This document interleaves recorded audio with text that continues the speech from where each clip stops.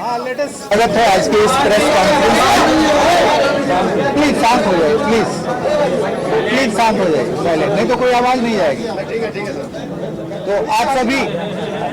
आप सभी अवगत हैं कि एक बड़ी दुखद घटना और एक बड़ी घटना प्रतिवेदित हुई थी। गोपाल खेमका जी की हत्या से संबंधित घटना प्रतिवेदित हुई थी। आवाज नहीं आ रही है, क्यों नहीं आ रही? ठीक है सर, ऑडियो कैमरा ठीक है सर, आवाज नहीं आ रही है। तो इस घटना के संबंध में एसटीएफ और पटना पुलिस की एक संयुक्त एसआईटी गठित की गई। जो भी घटना स्थल से क्लूज मिले, सूत्र मिले, उसको विकसित करते हुए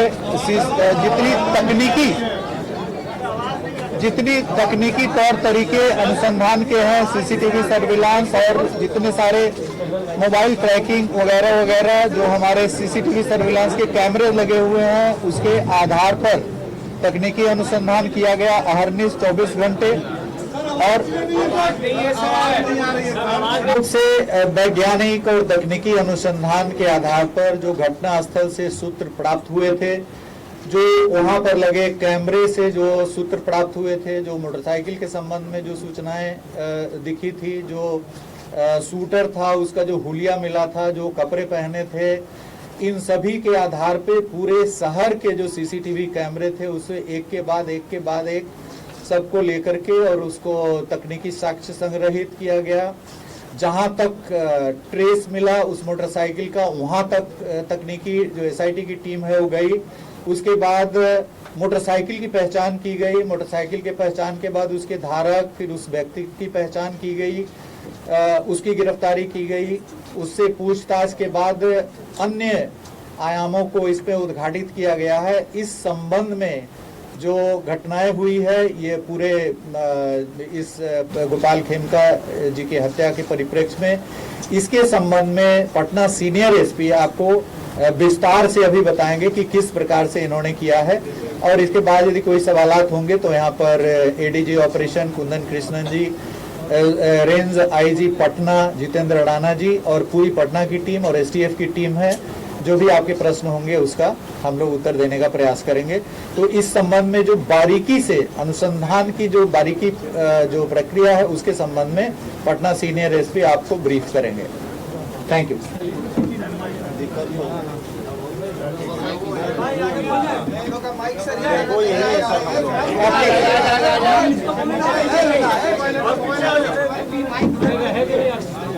इसमें जब हम लोग अनुसंधान शुरू किए इसमें, तो जब अनुसंधान शुरू किया गया तो जहाँ पे घटना हुई थी उसके बाद सीसीटीवी का अवलोकन किया गया और वैज्ञानिक अनुसंधान प्रारंभ करते हुए जहाँ पे रिट्रीट हुआ था उस डायरेक्शन में आगे बढ़ा गया। इसी क्रम में बढ़ते बढ़ते हम लोग जहाँ पे जो अभियुक्त था वो जो भागा था उस घर तक पहुँचे। वहाँ पे जब लोगों को मिली मोटरसाइकिल के नंबर से टेम्परिंग करने की कोशिश की गई थी। जब उस मोटरसाइकिल के पास वाले घर की सर्च की गई तो उस घर से जो अभियुक्त जो कपड़ा पहने हुए थे वो बरामद हुआ, जो जूता बरामद हुआ, मास्क बरामद हुआ। उस घर में जो व्यक्ति थे उनको लाया गया पूछताछ करने के लिए। उनका नाम उमेश यादव। जब उनसे गहन पूछताछ की गई, इसके बारे में गहराई से पूछताछ की गई तो उनके द्वारा इस घटना की संलिप्तता स्वीकार की गई। साथ ही में उनके द्वारा बताया गया कि इस घटना में जो उनके द्वारा इस्तेमाल किया गया हथियार था वो घर में छिपा के रखे हैं। ये जब उनको बताया गया उसमें उनके घर के ऊपर वाले फ्लोर पे जो उनके भाई का फ्लोर है, घर है, उसमें एक बंद कमरे में रखे हुए थे। उस जगह की जब छानबीन की गई तो इनके घर से 59 राउंड गोलियां बरामद हुई। 56 राउंड 7.6 का था और 3 गोली 9mm का था। उसके अलावा जब घटना में जो इस्तेमाल हथियार था उसके साथ 2 मैगजीन मिला जिसमें 14 राउंड गोलियां थी। इसके बाद जब इनसे और पूछताछ की गई तो बताया ये कि अशोक शाह का नाम लिए कि ये इनको करीब 1.5 साल से जानते थे। दोनों ही बिहार शरीफ के थे और एक शादी के फंक्शन में मिले थे। तब से ये उनके लिए छोटा मोटा काम करते थे। करीब 1.5 महीना पहले इस षड्यंत्र को रचा गया था और इसमें इनको पहले लाया गया था कि ये शूटर और हथियार को इंतजाम करे। इस क्रम में पैसे भी दिए गए थे और इसमें बताया गया था अग्रिम में 50,000 रुपये दिए गए थे और बाकी काम होने के बाद 4 लाख की बात हुई थी इसमें। ये पहले अपने आसपास के जो शूटर रहे हैं उनसे कांटेक्ट की गई है। उसी क्रम में उनके इलाके में रहने वाले विकास उस राजा से मुलाकात हुई। इसमें उनसे सेटिंग करने की कोशिश की गई। राजा के द्वारा डिमांड किया गया था, तो इनको लगा कि इससे अच्छा ये स्वयं ही घटना कर ले, और इसीलिए हथियार जो इनको अशोक साहू जी के द्वारा ही दिया गया था वो हथियार लिए, और अशोक साहू के द्वारा इनको उनके दिनचर्या के बारे में बताया गया। ये एक रेगुलर था कि वो 8 बजे के आसपास बांकीपुर क्लब जाते थे, और वहाँ से करीब 11:30 बजे के आसपास वो स्वयं अपनी गाड़ी को ड्राइव करते हुए आते थे। क्लब से मामूली उनके एक दोस्त भी आते थे, जिनको एक बाकरगंज मोड़ पे ये उतार देते थे। इसी की रेकी करते हुए वो उस दिन घटना के दिन भी वो बाकरगंज मोड़ पे पहुंचा, और जब इनकी गाड़ी आई तो ये वहाँ से चल के ये अपार्टमेंट के पास आ गया और उनका इंतजार करने लगा। उसके 10 मिनट के बाद इनकी गाड़ी आई। गाड़ी पहले से ही लिखा हुआ था, नंबर भी से पता था। जैसी गाड़ी आई ये उसने फायर किया और चला गया। अगले दिन जैसे पहले से तय था इन लोग के द्वारा, ये लोग जेपी गंगा पथ पर मिले, ये और अशोक साहब, मालसामी थाना क्षेत्र में। वहाँ पर बची हुई 3.5 लाख रुपये इनके द्वारा दी गई। इसमें खासियत ये है कि इसमें आपस में बातचीत करने के लिए मोबाइल खरीदा गया था, और सिम भी उमेश यादव के नाम से ही खरीदी गई थी, ताकि अशोक साहब का नाम नहीं आ सके। और जब ये पैसे दिए गए तो मोबाइल उन्होंने वापस कर दिया, लेकिन सिम वापस नहीं किए थे इसमें। जब इसमें अशोक साहब के घर पे छापेमारी की गई तो उनके यहाँ भारी मात्रा में जमीन के कागजात मिले, साथ में एक 9mm का बरेटा उनके यहाँ पिस्टल मिला, उसमें 17 राउंड गोलियाँ मिली इसमें, और इसमें कई जो कागजात मिले हैं उनका अनुच्छेदन किया जा रहा है। अभी जो अभी शुरुआती पूछताछ में जो बताया गया है, इसमें बताया गया है कि इन लोगों के बीच में व्यापारिक संबंधों में खटास आ गई थी। जमीन के कारोबार भी बताया जा रहा है, लेकिन अभी अंदर इन्वेस्टिगेशन है। जो रैंसम का जो अमाउंट जो उमेश यादव है उनके पास से करीब 3,65,000, और जो अशोक साहब हैं इनके घर से 6.5 लाख रुपए कैश बरामद किए। जेल से क्या कनेक्शन मिला? ये अंडर इन्वेस्टिगेशन है अभी, क्योंकि इसमें कई ऐसे तथ्य आए हैं कि जेल के द्वारा भी संपर्क किया गया है। कुछ और कारोबारी भी हैं जो जिनका इंटरेस्ट था जमीनों में, और उनके द्वारा भी इस घटना में शामिल होने की बात आई है। जी, ये इसमें क्या कुछ निकल के आया, किस कारण से हत्या की गई, आखिर इसका मोटिव ऑपरेंडी क्या था? ये अंडर इन्वेस्टिगेशन है, लेकिन अभी जो बात आई है, जमीन जैसे बहुत सारे कागजात मिले हैं, जमीन को लेकर इन लोगों के बीच में खटास उत्पन्न हो गई थी। देखिए, जमीन के भारी मात्रा में कागजात अशोक साहब के घर से बरामद हुए हैं। भारी मात्रा में कागजात हैं, 1-2 नहीं है बल्कि काफी वो जब्त किए गए हैं। अब ये लिंक करना पड़ेगा, जो मृतक के पास जो सूचनाएं हैं उनके लैपटॉप में, उनके मोबाइल में, उनसे मैच कराया जाएगा। कुछ जो अशोक साहब के मोबाइल हैं, उस मोबाइल में कन्वर्सेशंस आए हैं, जिससे ये पता चल रहा है कि जमीन का भयंकर विवाद है, जिसके कारण काफी तलखी चल रही है कई लोगों में। अब उन सभी चीजों पे अनुसंधान होगा, उनके आवाज मैच करा के दिखाया जाएगा कि वो कौन सा कर रहे हैं। तो ये भूमि के जो भारी मात्रा में कागजात अशोक साहब के घर से बरामद हुए हैं, वो सब अभी नहीं शेयर किया जाएगा, लेकिन भारी मात्रा में जमीन के कागजात। गोपाल खेमका को ही ये टारगेट क्यों कर रहा था सर? ये तो बड़ी मात्रा में उनके बेटे के भी हत्या 2018 में। हाँ, इस संबंध में एसटीएफ के द्वारा इसमें काफी सत्यापन किया जा रहा है। ADG headquarter, ADG ops Kundan Krishnan ji इस पर आप थोड़ा सा प्रकाश करेंगे। देखिए, गोपाल खेमका जी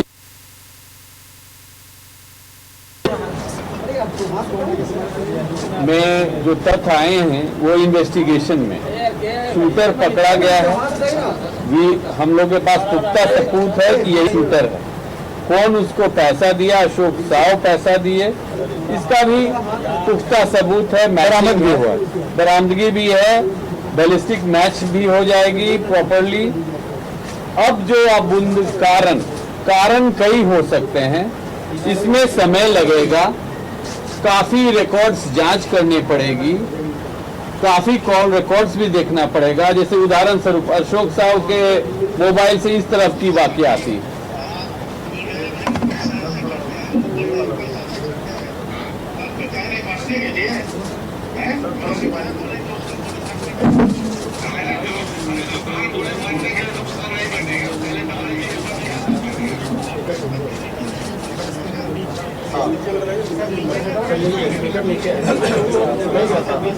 अरे मेरे बदौलत है, ये आपकी बदौलत है, तो आप उसका खड़ा भटकून उठा रहे हो। किसका बदौलत है मतलब ये चलो आप ही बोले कि मेरे बदौलत है, बेनिफिट हम उठा रहे हैं, बेनिफिट हम उठा रहे हैं, हम उठा रहे हैं बेनिफिट।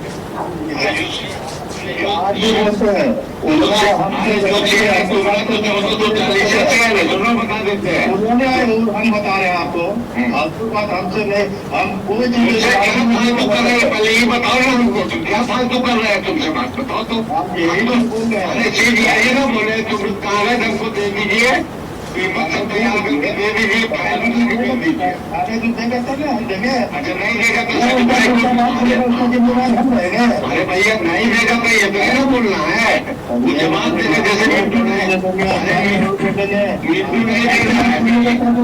क्या चीज क्या बोले आप आनंदपुर के संजय को 1.5 करोड़ देंगे, किसको बोले गए, किसको बोले गए हैं, कौन से झूठ बोलता है, बात झूठ भी हम बोले गए, बताओ तो किसको बोले गए कि हम 1.5 करोड़ रुपये देंगे, कौन बोला है तुमको, कौन बोला है थाना कराने के सामने में हम। अरे तुम अभी बोलो ना, अभी बहुत से बात करा सकते हैं कॉन्फ्रेंस।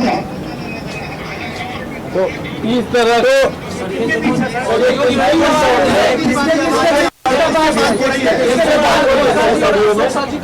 ये अशोक साहब का वार्ता चल रहा है, इसमें उनका भी संदर्भ आया है, उनका भी नाम संदर्भ कितने फाइल्स हैं, बहुत सारे फाइल। परंतु अभी हम लोग तो बरामद किए हैं अशोक साहब के घर से जो मोबाइल और वो उसकी हमको खेमका साहब की भी मोबाइल, कई फोन थी, लैपटॉप, क्या डीलिंग्स थी कि किस पर्टिकुलर प्लॉट या फाइनेंशियल ट्रांजैक्शन को लेके विवाद है। दोनों बड़े व्यवसायी हैं, अशोक साहू जी को पहले भी क्वेश्चनिंग हुई है, कमालिया हत्याकांड में भी पुलिस इनको पूछताछ किया, संतोष टेबरीवाल वाले में भी इनसे संतोष केजरीवाल वाले मर्डर केस में इनकी नाम उछली थी, बिहार शरीफ में भी केस में ये जेल गए थे।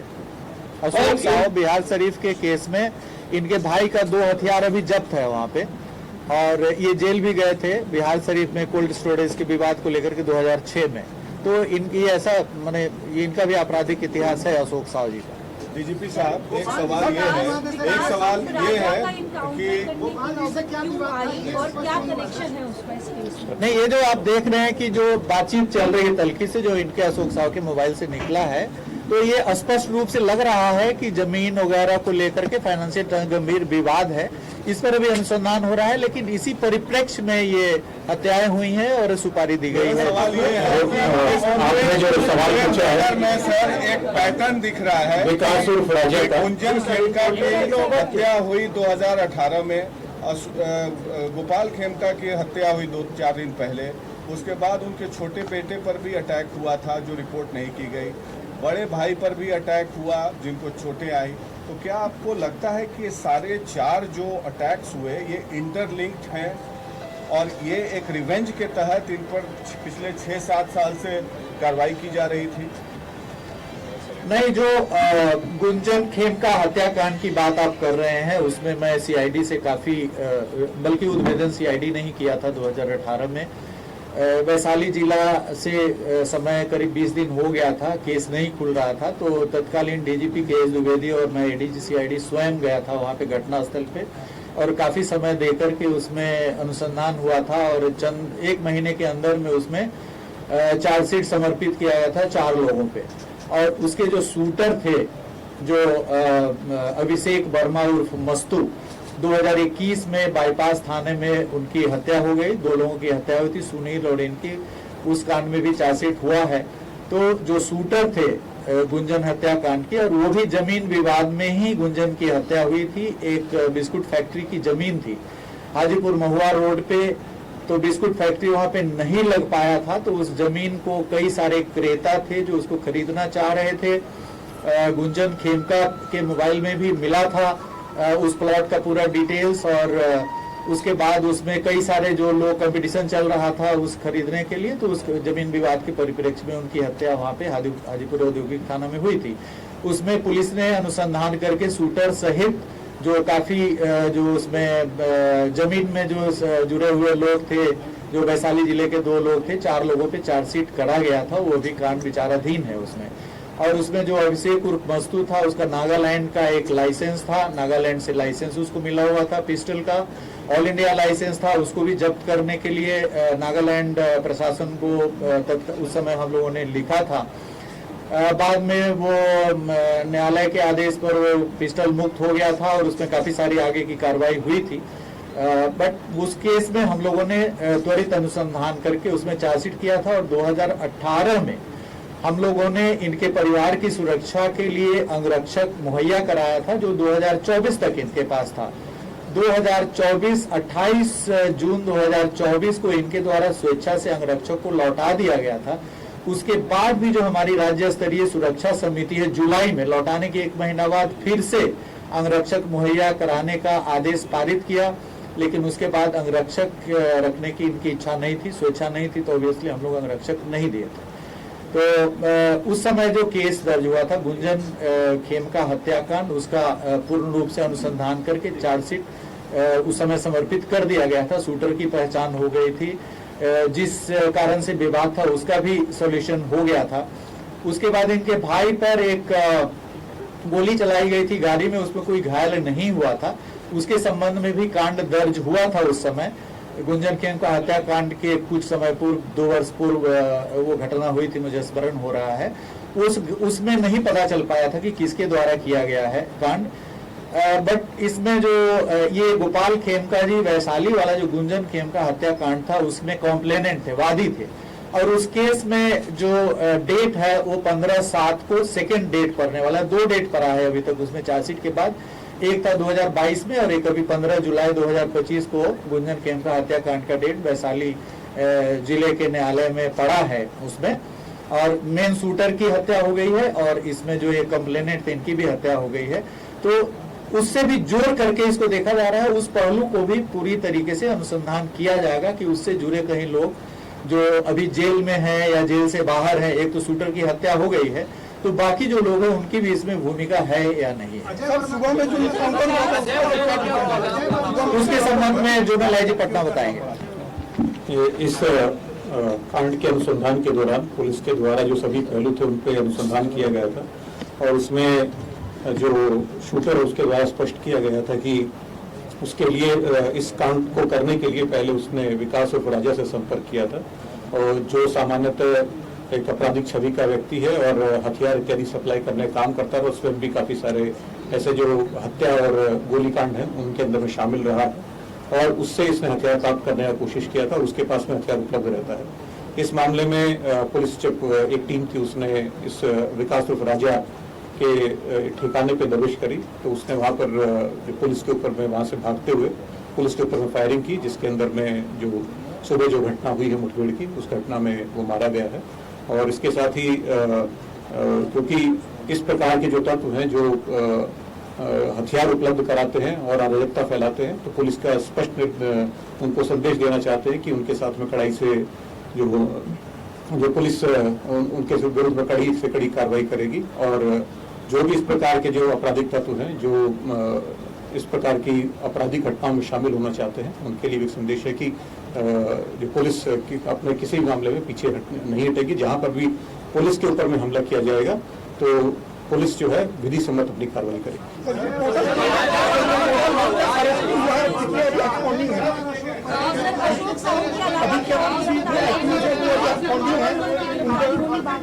अभी नहीं, इसमें जो सुपारी देने वाले थे अशोक साहब गिरफ्तार हो गए, जो शूटर थे वो गिरफ्तार हो गए, जो पहले जिनसे संपर्क किया गया था ज्यादा पैसा मांग रहे थे वो मुठभेड़ में मारे गए हैं।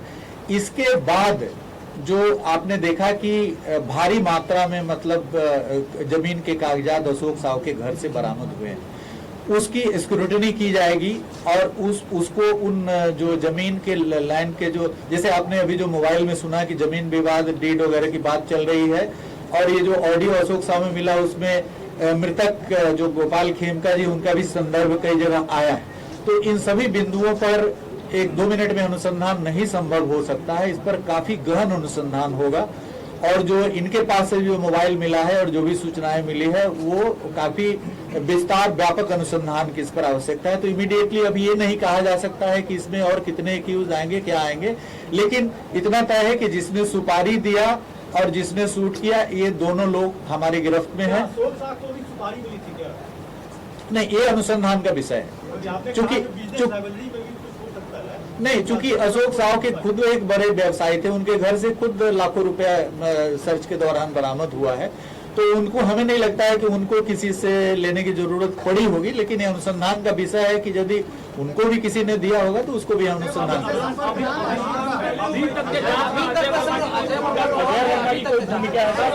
नहीं। देखिए, अभी जो कोई भी हत्याकांड प्रतिवेदित होता है तो उसमें विभिन्न आयामों से अनुसंधान होता है। जैसे ये जो अभी जो ये हत्याकांड है इसमें कम से कम 1 दर्जन दिशाओं में हम लोग अनुसंधान को ले गए।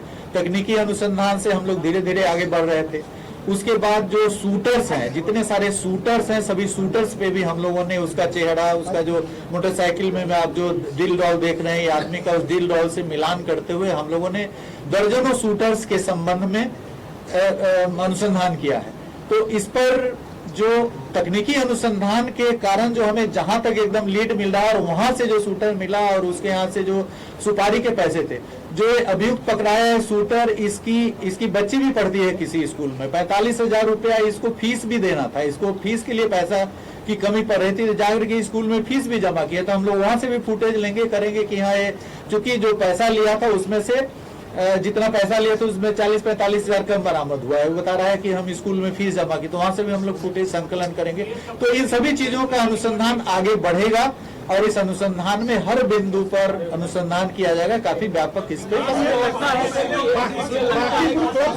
बांकीपुर क्लब में क्या किसी अधिकारी ने इंफॉर्मेशन पास ऑन किया था क्या शूटर को उनका डेली रूटीन बताने के लिए? देखिए, बांकीपुर क्लब के सर्विस मेंबर थे, रेगुलर मेंबर नहीं थे, और हाल के कुछ दिनों से इनकी उपस्थिति बहुत कम थी, नगण्य थी बांकीपुर क्लब में।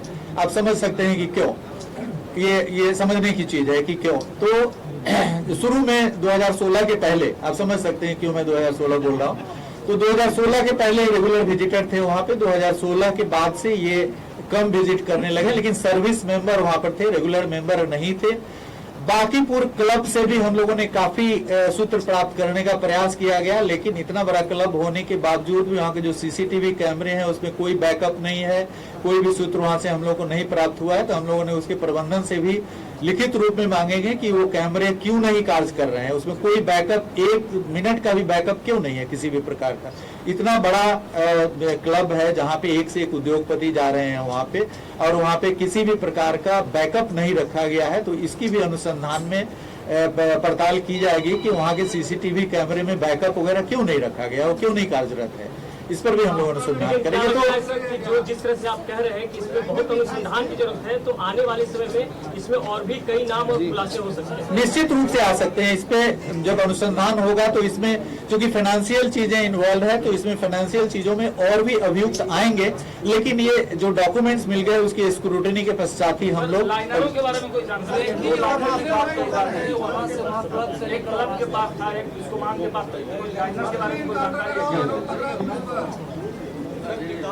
जैसा कि अनुसंधान में आया था, तो अशोक साहू के द्वारा इनकी जो दिनचर्या थी खिमका जी की, ये इनको बताई गई थी, और एक डेली का रूटीन था इनका 8 बजे के आसपास क्लब जाना, और 11 साढ़े 11 में निकलते थे, अपने दोस्त को बाकरगंज मोड़ पे छोड़ते थे और वहां से घर आते थे।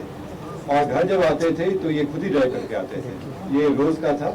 ये जो व्यक्ति है उमेश के द्वारा लेखी की गई थी, इनकी दिनचर्या देखी गई थी, और घटना के दिन भी ये पहले फॉलो किए हैं उनको कि कहाँ पे गए हैं, बाकरगंज मोड़ पे आए हैं, तब ये बढ़ के अपने अपार्टमेंट के पास जाके वेट किए। ये रेकी के द्वारा किया गया, अकेले ही सारे कर।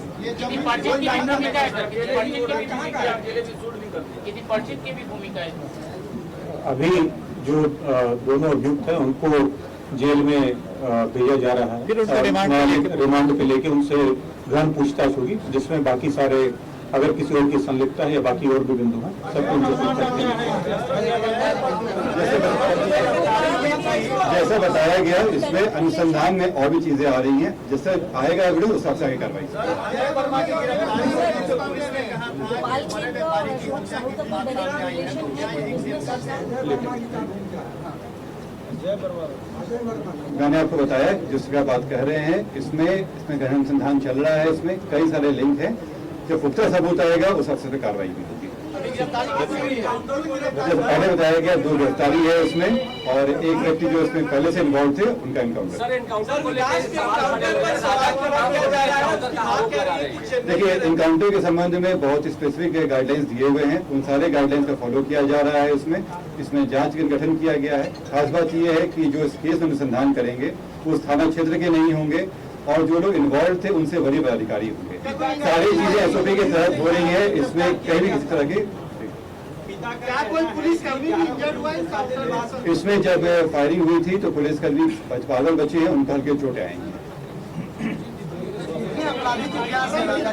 राजा के ऊपर करीब 9 आपराधिक इतिहास है, इसमें से 4 मर्डर का केस है और बाकी डकैती और आर्म्स एक्ट का केस है। इनमें आर्म्स सप्लाई करते हैं 9 केस। 9 मैंने पूरी बताया, 2 की अरेस्टिंग है इसमें और 1 की मृत्यु हुई है। देखिए, जब हम लोग इन्वेस्टिगेशन करते हैं तो बहुत सारी चीजों पे काम किया जाता है, उसमें बहुत सारी चीजों का समेकित रूप से चीजें आती हैं, कोई एक क्लू से नहीं होता है, सब चीजों को मिला के दिखाया जाता है।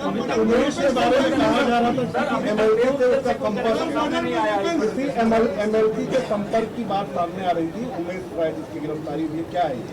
देखिए, इसमें राजनीतिक रूप भी हो सकता है इसमें, लेकिन जो हम लोगों को एविडेंस मिलेगा और जो आगे पूछताछ की जाएगी उस हिसाब से आगे कार्रवाई। देखिए, जेल से जो कनेक्शन की बात आ रही है उसमें ये अनुसंधान का विषय है और उस पर हम लोग काम कर रहे हैं, अगर आएगा तो आगे कार्रवाई की। तो आप लोगों को बहुत बहुत धन्यवाद, थैंक यू सो मच। और आगे जो भी अनुसंधान होगा उसमें हम लोग समय समय पर आपको ब्रीफ करते रहेंगे। Thank you sir. 5 लोगों को देखिए, पूर्णिया में जो एक रामदेव उरांव है, रामदेव उरांव वहाँ पर ओझा का काम करते थे, और उसी टोले में जो टोला है उसमें एक बच्चे की मौत कुछ दिन पहले हो गई थी, दूसरा बच्चा बीमार था। तो रात के दौरान करीब 11 बजे के लगभग वह परिवार इनके यहाँ गया और बताया कि इसको ठीक करो, नहीं तो तुम्हारा खैरियत नहीं है। और उसके बाद वो पूरे गांव, उस मोहल्ले के जितने टोले के जितने सारे लोग थे, वो सब वहाँ पे ओझा के यहाँ वो गए और वो बताया कि इसको ठीक करो, नहीं तो ये ठीक नहीं होगा। उसके बाद उसके साथ काफी मारपीट किया गया, जो एक तरह से उनको कहिए कि वो एक डॉक्टर का काम कर रहे थे, उनको विश्वास भी होता है कि वो ठीक कर देगा, लेकिन पहला भी ठीक नहीं हुआ, मर गया, और दूसरा भी बीमार पड़ गया। तो काफी उद्वेलित होकर के, आक्रोशित होकर के इन लोगों ने काफी मारपीट किया। मारपीट करने के बाद उन लोगों ने, और वहाँ पर कई टोले हैं, वहाँ पे छोटे छोटे टोले हैं, और चूंकि पूरा मोहल्ला ही उसमें इन्वॉल्व था, पूरे मोहल्ले के एक आदमी उसमें इन्वॉल्व था, इन लोगों ने मारपीट किया। और मारपीट होने के बाद जब वो सभी बेहोश हो गए, उसके बाद उन लोगों को लाश को डिस्पोजल करके, जला करके और डिस्पोजल करके वहाँ से 4 किलोमीटर दूर एक ट्रैक्टर पर लोड करके और डिस्पोजल कर दिया। ट्रैक्टर का चालक भी गिरफ्तार हुआ है और भी 2 लोग उसमें गिरफ्तार हुए हैं। एक बच्चा जो अपने वहां से भाग करके ननिहाल में गया था, वह पुलिस को बताया। उसके बाद पुलिस इसमें पूरी कार्रवाई की, डॉग स्क्वाड को लगाया गया। जो 4 किलोमीटर दूर जो लाश फेंका गया था, डंप किया गया था, उसको बरामद किया गया। उसमें ग्रुप ऑफ डॉक्टर से पोस्टमार्टम कराया गया है। पोस्टमार्टम में आया है कि जो भी मृतक है उनको जिंदा नहीं जलाया गया है, बल्कि जिंदा जलाने के बाद उनको जो श्वास नली होता है उसमें काफी सारे धुआं और पार्टिकल्स चले जाते हैं, तो इसका संकेत नहीं मिल रहा है। ऐसा संकेत मिल रहा है पोस्टमार्टम से कि इन लोगों को मारपीट करके वहां पे जिनकी काफी इंजरीज भी आया है बदन पे सभी के, मारपीट करके और उसके बाद इनको लाश को डिस्पोजल कर दिया गया है। तो ये ओझा गुनी के परिप्रेक्ष्य में एक बच्चे की मौत हो गई थी, दूसरा बीमार था। इसी के कारण उस गांव के सभी लोग मिल करके, और उनका यह मानना था कि ये इनके कार्य जानबूझ करके ठीक नहीं करना चाह रहे हैं, जिसके कारण एक के बाद एक उसके बच्चे की मृत्यु भी हो गई और बीमार भी पड़ गया। इसी परिप्रेक्ष्य में हुई है। इसमें पूरी तरीके से वैज्ञानिक अनुसंधान किया गया है। पुलिस के द्वारा किसी भी प्रकार की कोई सूचना वहां से तुरंत नहीं प्राप्त हुई। वहां का चौकीदार जो पहले था उसकी मृत्यु हो गई थी, उसकी जगह पे कोई भी चौकीदार वहां पे कार्यरत नहीं था। वहां का मुखिया से भी पूछताछ किया गया, पंचायती राज के जितने सदस्य सभी से पूछताछ किया गया है। मुखिया जी का भी घर वहां से कई किलोमीटर दूर पे है, छोटे छोटे टोले हैं वहां पे। मुखिया जी ने कहा कि हमको भी जानकारी नहीं पता हुई। तो पुलिस को जैसे ही उस बच्चे के द्वारा जानकारी दी गई जो भाग करके अपने ननिहाल में चला गया था, उसके बयान पर ये पूरी कार्रवाई इसमें हुई है। और इसमें जो भी प्राथमिकी के अभियुक्त हैं, जो ट्रैक्टर का गिरफ्तारी हो गई है, जो घर के जो सदस्य हैं उसकी भी 2 की गिरफ्तारी हुई है और इसमें पुलिस कार्रवाई कर रही है। और इसमें आदेश दिया गया है जिला प्रशासन को, पुलिस प्रशासन को कि वहां पर एक अभियान चलाया जाए, अवेयरनेस चलाया जाए। और स्वास्थ्य विभाग की ओर से भी वहां पे अवेयरनेस चलाने की जरूरत है कि इस प्रकार की जो मान्यता है उन इलाके में, तो उस पर अवेयरनेस कैंपेन चलाया जाए कि भाई इस तरह की बात कोई भी आदमी झाड़ फूक करके कोई बीमारी ठीक नहीं हो सकती है, उनको हॉस्पिटल में ले जाया जाए। हॉस्पिटल की अच्छी सुविधा पूर्णिया में उपलब्ध है, धमदाहा में भी हॉस्पिटल है और पूर्णिया में अच्छे हॉस्पिटल्स इधर आए हैं। तो उनको अवेयरनेस, चेतना जागृत करने की उन इलाकों में जरूरत है कि कोई डायन बिसाही या ओझा गुनी किसी भी गंभीर बीमारी को ठीक नहीं कर सकता। हॉस्पिटल में आए, हॉस्पिटल में विश्वास रखें। तो इसमें काफी कुछ करने की जरूरत है, इंटर डिपार्टमेंटल एक्शन की वहाँ जरूरत है, अवेयरनेस फैलाने की जरूरत है। सर, कल राहुल गांधी का इस तरह की है, प्रशासन की तैयारी है और प्रशासन का पूरा मजिस्ट्रेट और पुलिस पदाधिकारी की प्रतिनियुक्ति रहेगी और अच्छे ढंग से जो कल वाली जो कार्यक्रम है उसको चुनाव आयोग तक जाने दिया नहीं, परमिशन मिला है क्या? नहीं, अभी हम लोग इसमें नहीं बता सकते, वो हम लोग स्ट्रेटेजी बनाएंगे, वो आपको। सर, एक आखिरी सवाल है, जिस व्यक्ति का आज एनकाउंटर हुआ, क्या उनका अरेस्ट हुआ था या नहीं? जब इस हत्याकांड का जांच चल रही थी उस समय जांच में कई अपराधियों पर नजर रखी जा रही थी, कई अपराधियों से पूछताछ चल रही थी।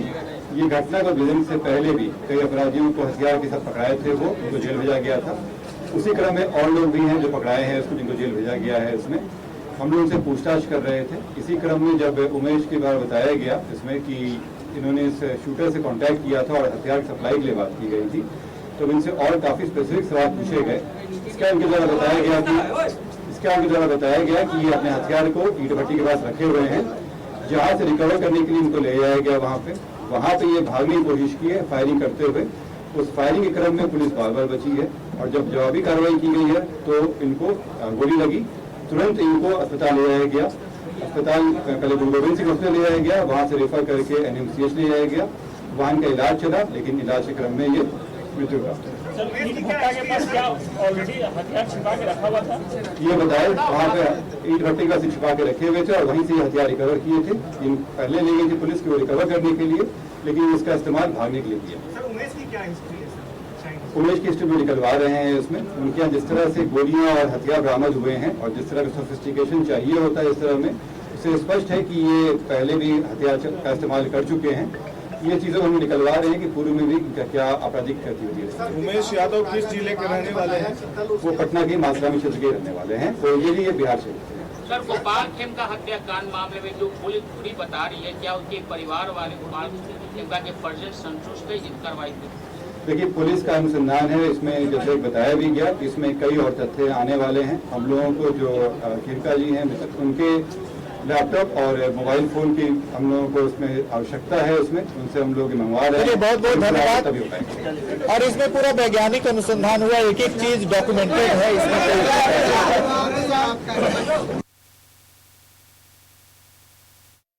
गिरफ्तारी की गई, उससे पूछताछ के बाद अन्य आयामों को इस पे उद्घाटित किया गया है। इस संबंध में मालिक पैदा नहीं हुए तो क्या बन तो सकते हैं। मालिक वो होता है जो चाहे कुछ भी हो जाए हर सिचुएशन में अपनों को सेफ रखता है। वैसे ही बाल मुकुंद TMT आपके घर को हमेशा सेफ और भूकंप से सिक्योर रखेगा। मालिक की तरह ही बाल मुकुंद TMT में है दम, इसलिए यह है नंबर 1। और देखिए हमारे फिल्म मालिक 11 जुलाई से अपने नजदीकी सिनेमाघरों में। गोल जहां 27 वर्षों के सफर में 17,000 से भी अधिक छात्रों ने डॉक्टर एवं इंजीनियर बनकर भरे सफलता की ऊंची उड़ान, जहां साधारण छात्र भी असाधारण सफलता प्राप्त कर बना रहे इतिहास। दूरदर्शी शिक्षाविद श्री विपिन सिंह के मार्गदर्शन में मेडिकल एवं इंजीनियरिंग के लाखों छात्रों के लिए आशा की किरण के रूप में गोल्ड रिजल्ट फैक्ट्री